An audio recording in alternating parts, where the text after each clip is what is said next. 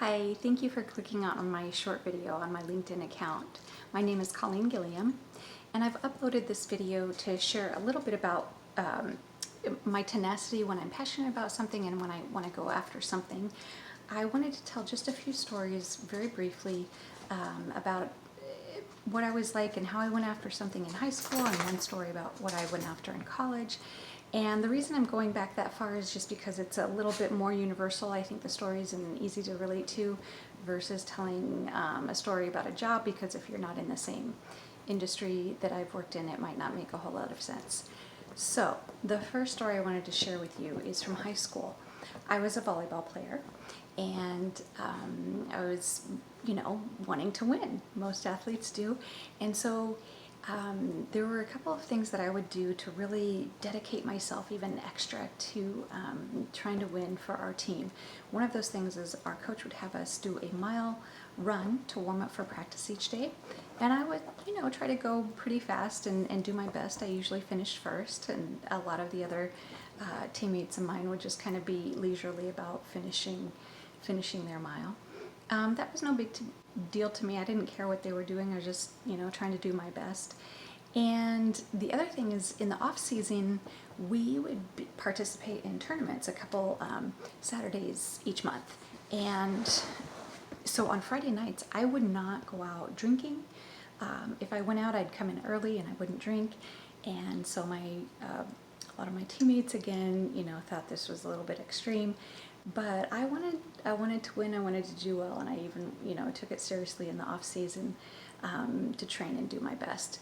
So years later, I found out from one of my teammates, who also is a childhood friend of mine, that the other girls on the team used to aim at me when we would have serving practice, and I was on the other side of the court. They used to try to hit me because they thought I was such a goody two-shoes in doing these things. So I'm glad I didn't know at the time and only found out later. But for me, it paid off. I was voted MVP by my teammates, and my coach also selected me to be captain of the team, so my junior and senior year. So that was the first story that I wanted to share with you. The second story is about when I was in college. So I went to Purdue University, which is in Lafayette, Indiana.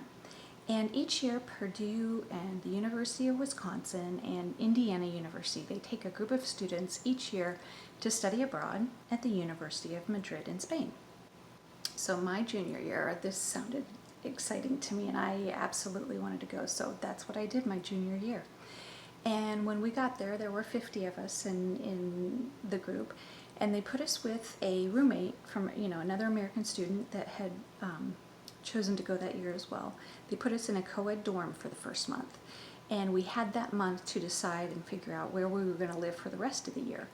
We had a few options. We could either stay in the dorm, we could move out with one of the host families, or we could move into an apartment either by ourselves or with some of the other kids in the program.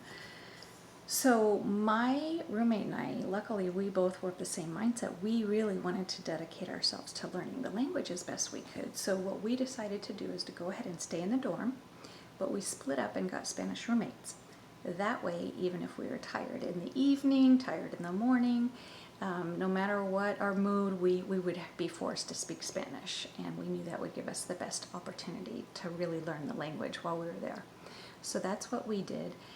In addition to that, we would travel together on the weekends. And, Spain's not a very big country, so we would hop on the train, go a few hours to another city, and then during the day, we would split up and go our separate ways, wandering around town and eating at a cafe. And then we'd meet back for dinner each night and share our experiences of the day. So both of those things in combination really gave us the best opportunity to learn as much Spanish as we could by the time we came home. We were both actually really surprised to learn that most of the other students in the program, they didn't really care that much about being able to speak Spanish that much better when they came home. They just thought it was a fun experience overseas. But I was really dedicated to not only learning the language, but I really worked hard at perfecting the accent in Spain. So much so that towards the end of the year, when we would get into a cab or be just, speaking to people at a cafe. Some of the people would say, are you from here? Because you don't look like you're from here. And my friend Beth, who I traveled with all the time, she would speak, of course she's not from here, look at her. And that frustrated her that I could imitate the accent so well. But I worked hard at it again, and that was not easy. That's kind of embarrassing when you're first learning a language. But I did that, and to this day, I'm fluent in Spanish. I'm a little rusty because I don't get to use it a whole lot, but those are the two stories that I wanted to share with you. Thank you for tuning in.